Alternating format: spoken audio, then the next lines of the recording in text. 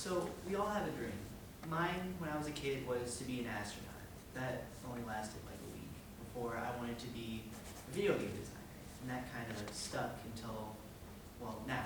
But over the years, it's kind of refined down to me wanting to be a 3D modeler, to work on what you see in a video game. And so, coming to this high school, I was given the opportunity to do just that, to become a 3D modeler through the school's digital media program, which I took 13 trimesters of, 10 of which I spent focusing on 3D modeling.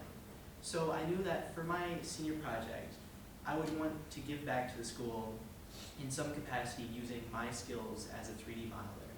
So I knew what my big question was, that using my skills, how could I give back to the school? And so I was faced with the choice, what do I do? So at first thought, I thought, maybe make a map of the school. And that seemed a bit boring. And then one day, Mr. Onstadt, the digital media teacher, comes up to me and asks, can you make a crash course in Blender? And I thought that would be a great idea for my senior project. As a bit of backstory, I guess, Mr. Onstadt had already used me as a resource for teaching other students when it came to Blender, as I was the only person that sort of knew the program.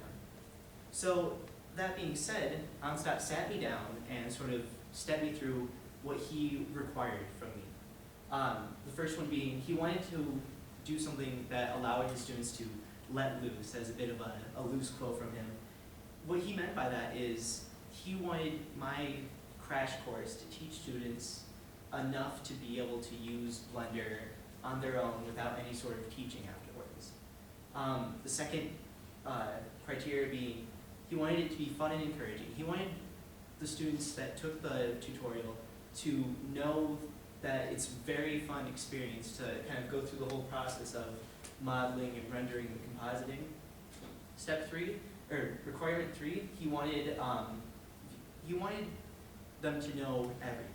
He wanted them to know the whole process, and by extension, the process that professionals actually go through to model something to be used in a video game or to be rendered. And then he also wanted to be less than 3 weeks long or 15 class periods. Now, I wasn't really too worried about this because I didn't think it would take that long to create something, or I didn't think it'd be something that would take a long time to go through. And then finally, and this was more like my own criteria, was I wanted it to give students a good portfolio piece, because nothing is more satisfying than finishing a project and then seeing what you've done and how good it looks. So I started by just kind of figuring out what this series was going to do.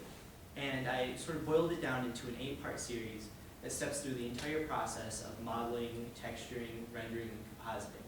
So part 1, and this one's a bit of an extra part, was just an introduction. It sort of serves as almost like a syllabus to a course that teaches viewers what they're going to learn from the series and what they expect to go through with the series.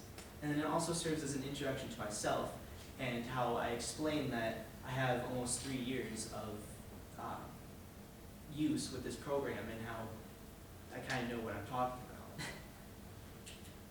So part 0, as I call it, just teaches the tools of Blender. It's for anybody who doesn't actually know the program, and it teaches things that users may not know that's a bit unconventional and unique to the program, like the fact that to rotate you have to press the middle mouse button.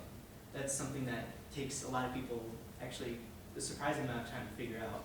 And it doesn't actually cover any of the techniques that you would receive with the rest of the tutorial, so it's actually a bit optional and is for people who either need to know the program or for those who want a refresher.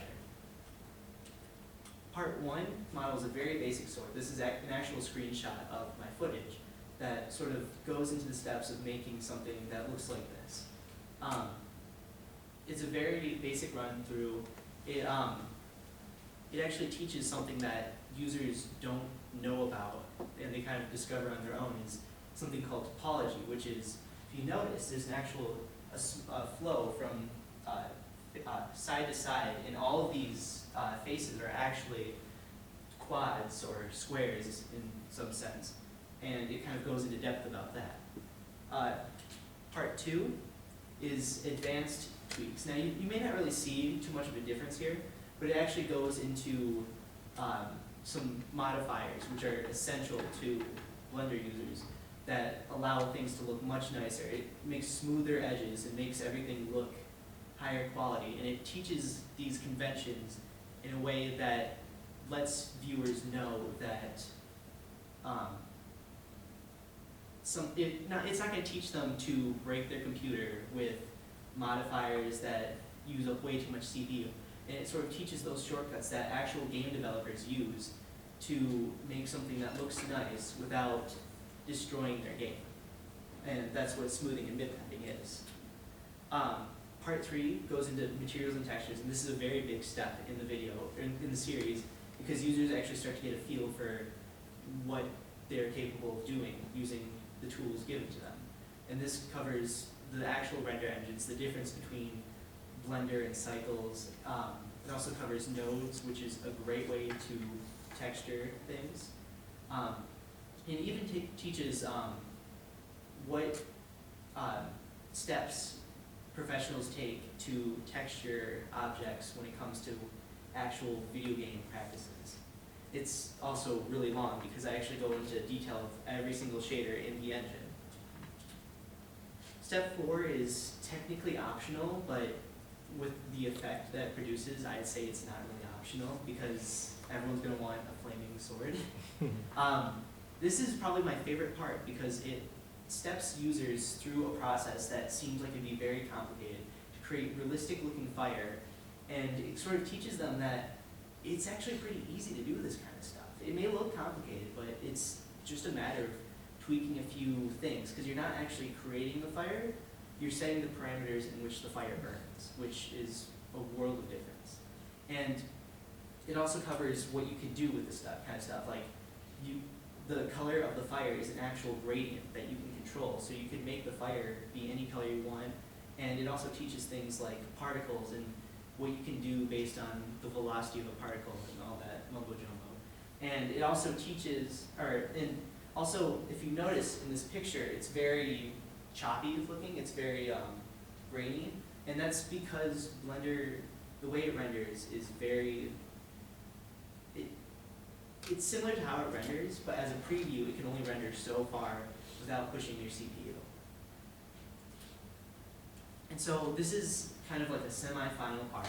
This is where we go into lighting and rendering, and this sort of teaches what it takes to make something look like this.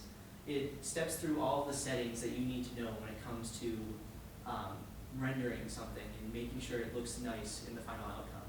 And I go into detail about why it's worth waiting, well, for this project, 15 hours to render, because it produces something this nice. And then the final part, which is a bit optional, is compositing. And now I don't have any footage of this because, again, it's kind of difficult to record after a 15-hour waiting period. But this teaches how you can use Blender as Photoshop to make what this was look even nicer. And it's very unique because it actually uses a lot of the mesh's data that you used previously to add more detail to the object. So my steps were, I initially researched and went through a walkthrough, and I actually did all of my steps to making a very similar sword, and in doing that, every step that I took, I recorded.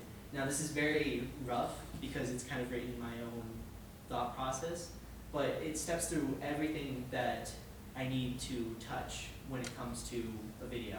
And it's actually pretty long because almost every episode takes at least a page to write. From there, I went to record it. I used Mr. Onstadt's office as like a nice little quiet room, and I used a program called Screencast-O-Matic, which uses my audio from a mic and also records my screen, so I don't have to worry about syncing.